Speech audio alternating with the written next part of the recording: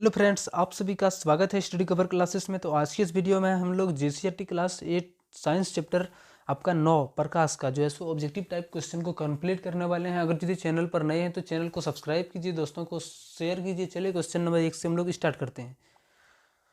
Question number 1 में बोलता है कि वस्तुओं को दृश्य कौन बनाता है। हम किसके कारण जो है सो वस्तुओं को, किसी भी वस्तु को हम देख पाते हैं, तो वो हमारा जो मेन फंक्शन हो जाता है वो कौन हो जाता है, प्रकाश हो जाता है। ठीक, बोलता है निम्न में कौन प्रदीप्त वस्तुएं हैं। तो प्रदीप्त वस्तु हम लोग का होता क्या है, तो जो अपने आप को मतलब प्रकाश उत्पन्न करता है उसको हम क्या बोलेंगे, तो एक प्रदीप्त वस्तु बोलेंगे। ठीक, तो इनमें से कौन सा हो जाएगा, तो मानव, लकड़ी, दीवार और एक आपका सूर्य है, तो सूर्य जो आपका राइट आंसर हो जाएगा। क्वेश्चन नंबर 3 में बोलता है निम्न में कौन अप्रदीप्त वस्तु है, यानी जो मतलब अपना कौन चीज प्रकाश मतलब उत्पन्न नहीं करता है। ठीक, तो आग तो प्रकाश उत्पन्न करता है, विद्युत बल्ब करता है, लेकिन दर्पण क्या होता है, ये भी प्रकाश उत्पन्न नहीं करता है। ठीक, तो ऑप्शन नंबर 1 आपका जो है सो राइट आंसर हो जाएगा।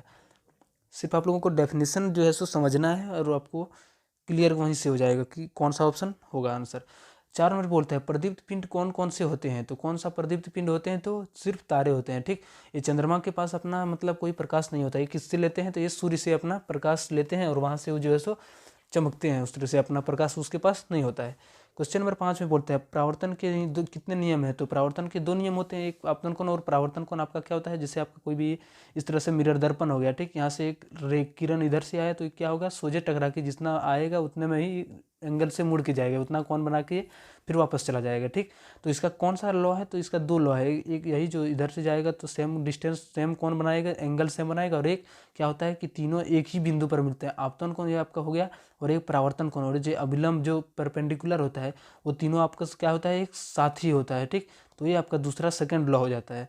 तो कितना लॉ है, तो परावर्तन के 2 नियम है। चलिए नेक्स्ट क्वेश्चन हम लोग 6 नंबर पर आते हैं। बोलता है परावर्तन कौन किसे कहते हैं।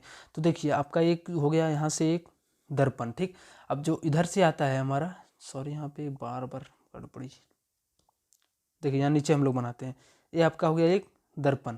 अब क्या हुआ, ऊपर से एक किरण आया, हम लाइट मारे। ठीक, तो यहाँ से क्या हुआ, ये अपना जितना इस तरह इधर से आएगा उतना ही एंगल से ये मुड़ के जाएगा। ठीक, तो इसको जो इधर से आता है इसको हम बोलते हैं परावर्तित किरण, वो आपतित किरण, सॉरी आपतित किरण, और इधर का हमारा जो होता है परावर्तित किरण होता है। ठीक, जो परावर्तित यानी जब इससे टकरा के जो पार चला जाता है उसके बाद हम लोग को बोलते हैं, क्या बोलते हैं, उसको परावर्तित किरण बोलते हैं। ठीक, तो यही बोलता है परावर्तन कौन किसे कहते हैं। तो परावर्तित किरण और अभिलंब के बीच बीच की दूरी, यानी आपका जो ऐसे बीच में क्या आपका हो जाता है, अभिलंब यानी परपेंडिकुलर आपका लंब हो जाता है। ठीक, तो इन दोनों के बीच जो मतलब होता है डिस्टेंस, इन्हीं को हम लोग क्या बोलते हैं, तो हम लोग परावर्तन कौन बोलते हैं। ठीक, ऊपर वाला।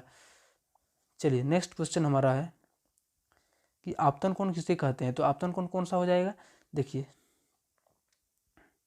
ये आपका जो है सो आपतन कोण हो जाएगा, ये आपतित किरण हो गया, और यहाँ से जो कोण बन रहा है उसी को हम लोग क्या बोलेंगे, आपतन कोण भी बोलेंगे। ठीक, तो आपका ऑप्शन नंबर जो है सो इसका हो जाएगा आंसर, आपतित किरण और अभिलंब के बीच बने कोण को। 8 नंबर में बोलता है वह पदार्थ जो स्वयं प्रकाश उत्सर्जित करता है, तो क्या कहलाता है। तो अभी हम लोग पीछे पढ़े थे कि वो प्रदीप्त वस्तुएं कहलाती हैं। ठीक, 9 नंबर में बोलता है वह पदार्थ जो स्वयं प्रकाश उत्सर्जित नहीं करता, तो क्या कहलाता है, वो अदीप्त वस्तु कहलाता है। ठीक, जैसे आपका क्या हो गया, चंद्रमा हो गया, पृथ्वी हो गया, ये सभी आपका जो है सो राइट आंसर हो जाएगा इसका। जब प्रकाश किरण समतल दर्पण पर लंबवत दिशा में आपतित होती है तो आपतन कोण का मान कितना होता है। अगर यदि वो 0 डिग्री लंबवत दिशा में जा रहा है, जैसे एक समतल दर्पण यहाँ पे हो गया, अब जब हम क्या करते हैं, अगर यदि लंबवत इसके परपेंडिकुलर, ये आपका हो गया लंब। ठीक, हम सोचे जब इसमें किरण डालेंगे यानी लाइट को इस तरह से फोकस करेंगे तो क्या होगा, ये फिर उसी रास्ते पर मुड़ के चला जाएगा। इसका एंगल जो हो जाएगा वो कितना हो जाएगा, 0 हो जाएगा, कोई भी एंगल इसके बीच नहीं बनेगा। ठीक, तो ऑप्शन नंबर 2 आपका सही आंसर हो जाएगा। 11 नंबर में बोलता है कि प्रतिबिंब में वस्तु कैसी दिखाई पड़ती है। तो कैसे दिखाई देता है, वस्तु का दायां बाईं ओर, वस्तु का बायां दाईं ओर। यानी समतल दर्पण में जब हम अपने हाथ से इस तरह से देखते हैं तो हमारा क्या वहाँ पे उल्टा है, इमेज जो बनता है उसका प्रतिबिंब जो बनता है वो उल्टा दिखाई देता है। ठीक, तो अगर हम दायां का रखेंगे तो वहाँ पे बायां दिखाएगा, और बायां का रखेंगे तो हमारा वो दायां दिखेगा। तो ये आपका ऑप्शन नंबर 2 दोनों ही सही आंसर हो जाएगा। 12 नंबर में बोलता है कि समतल दर्पण में बना प्रतिबिंब होता है। तो समतल दर्पण में बना प्रतिबिंब क्या होता है, एक आभासी होता है। जो दर्पण के पीछे बनता है उसको हम क्या बोलते हैं, आभासी बोलते हैं, आभासी प्रतिबिंब होता है। ठीक, 13 नंबर में बोलता है कि स्वदित प्रकाश के कितने रंग होते हैं। तो ये 7 रंगों में डिवाइड होता है। तो उसका रंग क्या होता है, बेजा, आपी, नाला, बैंगनी, जामुनी, उसके बाद आपका हो गया आसमानी, आपी, नाला, उसके बाद नीला हो गया, आपका लाल हो गया, और आपका जो है सो जामुनी, 7 रंग इस तरह से बन जाता है। ठीक, चलिए बोलता है बहुमूर्ति दर्शी के निर्माण में कितने समतल दर्पण का उपयोग किया जाता है, तो इसका जो राइट आंसर हो जाएगा वो 3 हो जाएगा। ठीक, बहुमूर्ति दर्शी का जो निर्माण होता है कितना 3 को समतल दर्पण मिला के किया जाता है। ठीक, इसका फिगर नहीं होगा तो अभी हम चलिए इसमें दिखा देंगे। ठीक, 15 नंबर में बोलता है मानव नेत्र के रंगीन भाग को क्या कहते हैं, तो मानव नेत्र के जो रंगीन भाग कहलाते हैं वो क्या कहलाते हैं, तो आइरिस कहलाते हैं। ठीक, परितारिका भी जिसे कहा जाता है। 16 नंबर क्वेश्चन में बोलता है कि मानव नेत्र किस प्रकार का लेंस रहता है, तो हमारे जो नेत्र में पाया जाने वाला लेंस होता है वो किस प्रकार का लेंस होता है, तो वो उत्तल लेंस होता है, सॉरी। ठीक, 17 नंबर में बोलता है कि मानव नेत्र में वस्तु का प्रतिबिंब किस भाग पर बनता है, तो वस्तु का जो हम लोगों का प्रतिबिंब बनता है वो कहाँ पे, रेटिना पर बनता है। किसी भी वस्तु को हम लोग जब देखते हैं तो किसी भी वस्तु का हमारा जो है सो आँख में भी एक प्रतिबिंब बनता है, तो वो जो प्रतिबिंब बनता है किस जगह पर बनता है, तो वो रेटिना के ऊपर बनता है।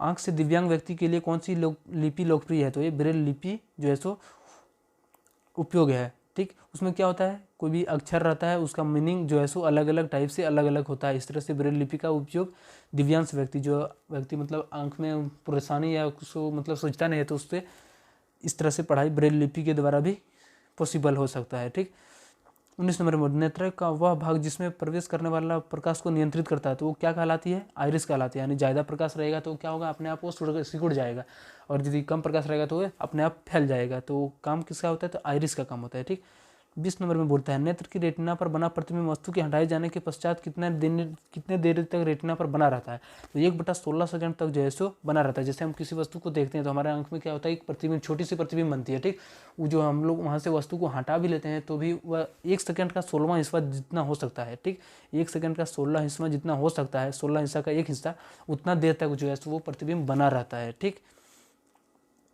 21 नंबर में बोलता है कि मानव के सुस्पष्ट दृष्टि की न्यूनतम दूरी है, यानी हम लोग कितने डिस्टेंस से रख के हम किसी भी वस्तु को पढ़ सकते हैं, तो कम से कम न्यूनतम दूरी आपका 25 सेंटीमीटर होना चाहिए। ठीक, ये आपका हो गया कोई ऑब्जेक्ट, और हमारा यहाँ पे आँख हो गया। ठीक, इसके जो पढ़ने के जो मतलब डिस्टेंस होना चाहिए कम से कम 25 सेंटीमीटर होना चाहिए। इससे अगर जितनी नज़दीक रहेगा तो हम लोग अच्छे से नहीं पढ़ पाएंगे। ठीक, बोलता है 22 नंबर में कि आइरिस में स्थित छोटे छिद्र को क्या कहा जाता है, तो पुतली कहा जाता है। ठीक, ऑप्शन नंबर 1 आपका सही आंसर हो जाएगा।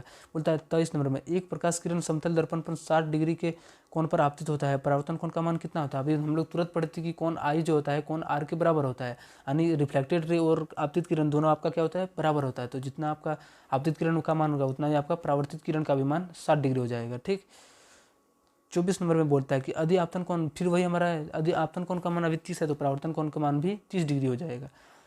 25 में है आपतन कोण तथा परावर्तन कोण का मान क्या होता है, आपस में दोनों समान होता है। जितना आपतन कोण का मान होता है उतना परावर्तन कोण का मान तो होता है, कोण आई इक्वल टू कोण आर। ठीक, आपतित कोण का जो मान होता है परावर्तित कोण के मान बराबर होता है।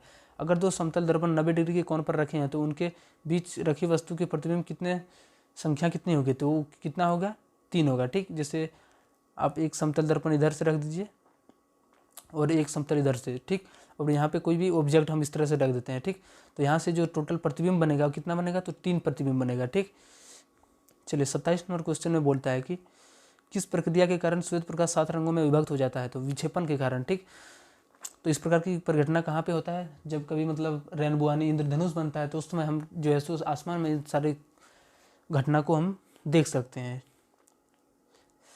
28 नंबर में बोलता है आपतन कोण परावर्तन कोण के बराबर होता है, हमेशा सदैव होता है। ठीक, 29 नंबर में बोलता है किसी पृष्ठ पर पड़ने वाले प्रकाश किरण को क्या कहते हैं, तो जो पड़ता है किरण उसको आपतित किरण बोला जाता है, और जो पढ़ के निकल जाता है उसको हम परावर्तित किरण, तो यहाँ पढ़ने वाली बोल रहे हैं तो आपतित किरण हो जाएगा। ठीक, 30 नंबर में बोलता है कि हम किसी अदीप्त वस्तु को देख सकते हैं जब प्रकाश उससे उत्सर्जित होकर आंखों तक पहुंचती है, यानी हम कैसे वस्तुओं को देख सकते हैं, तो जब मतलब अदीप्त वस्तु को देख सकते हैं कैसे, जब प्रकाश जो है उससे उत्सर्जित होकर यानी किसी भी ऑब्जेक्ट को हम देख पाते हैं। तो कैसे, तो अगर यदि वहाँ से एक क्या होता है किरण निकलता है। ठीक, और हमारे आँख से भी जो एक किरण निकलता है, तो हम जब ये दोनों आपस में टकराते हैं तो हम किसी क्या करते हैं, किसी भी वस्तु को जो है सो आसानी से देख पाते हैं। ठीक, तो ऑप्शन नंबर आपका एक सही आंसर हो जाएगा। 31 नंबर क्वेश्चन में बोलता है कि निम्न में कौन सी जोड़ी हमेशा बराबर होता है, तो फिर से हम लोग पढ़ते आ रहे हैं कि आपतन कोण और परावर्तन कोण का मान आपस में दोनों सेम होता है। 32 नंबर में बोलता है वह यंत्र जो उस दृष्टि रेखा पर नहीं रहने वाले वस्तुओं को पढ़ सकता है, तो कौन कर सकता है, वो पेरिस्कोप कर सकता है। ठीक, 33 नंबर में बोलता है इंद्रधनुष बनने के पीछे कौन सी प्रक्रिया निहित है, तो वर्ण विक्षेपण जो है सो निहित होता है। जैसे वर्ण विक्षेपण क्या होता है, जैसे आपका एक मतलब इस तरह से प्रिज्म हो गया, ठीक। अब प्रिज्म से होकर क्या होता है, यहाँ से कोई एक किरण आता है, ठीक। तो जब इधर पार्श्व में पार्श्व में वो होता है, पार्व जो होता है ये 7 रंगों में विभक्त हो जाता है। इस प्रकार से जो है सो क्या इंद्रधनुष जब बनता है, इस तरह की परिघटना हम लोग देखने को मिलता है, ठीक। 34 नंबर में बोलता है कि एक अंतर का नाम बताएं जो परावर्तन के नियम पर आधारित है, तो वो पेरिस्कोप ही है, ठीक। अभी हम लोग पढ़े थे पीछे। 35 नंबर बोलता है पेरिस्कोप में कितने दर्पण का उपयोग किया जाता है, इसमें 2 दर्पण का उपयोग, एक ऊपर में और एक दूसरा जो है सो नीचे में किया जाता है। इस तरह से इसका कोण दोनों सेम होता है। 36 नंबर में बोलता है कि पेरिस्कोप किस सिद्धांत पर कार्य करता है, तो ये परावर्तन के सिद्धांत पर कार्य करता है, ठीक। इसका जो है सो रिफ्लेक्टेड और 37 नंबर में बोलता है कैलाइडोस्कोप के प्रयुक्त दर्पण कौन सा है, तो ये समतल दर्पण होता है, ठीक। 38 नंबर क्वेश्चन में है कि पेरिस्कोप बनाने में निम्न में कौन सा एक प्रयुक्त होता है, तो पेरिस्कोप जब बनाता है तो 2 समतल दर्पण की नीचे दिए गए चित्र ए बी और सी के परावर्तक सतहों पर प्रक्षेपण की किरणें पड़ती है, यानी किरण यहाँ पे पड़ता है। तो बोलता है बताएं किस सतह का आपतन कोण का परावर्तन कोण के बराबर होगा, तो कौन सी जगह पर होगा, तो जो आपका चिकने सतह होगा। तो आपका ऑप्शन नंबर में इस परावर्तक सतह जो है सो ये में सिर्फ राइट आंसर हो जाएगा, ठीक। इसमें क्या होगा, आपतन कोण और परावर्तन कोण दोनों सेम नहीं होगा इसका, क्योंकि इसका जो है सो खुदरा टाइप का है। यहाँ पे भी आपका क्या है, खुदरा टाइप का। तो चलिए मिलते हैं किसी नेक्स्ट वीडियो में। आप लोगों को अच्छे से क्लियर हो गया होगा। अगर यदि चैनल पर नए हैं तो चैनल को सब्सक्राइब कर लें और दोस्तों को भी शेयर कर दें, ठीक। मिलते हैं किसी नेक्स्ट वीडियो में, तब तक के लिए जय हिंद।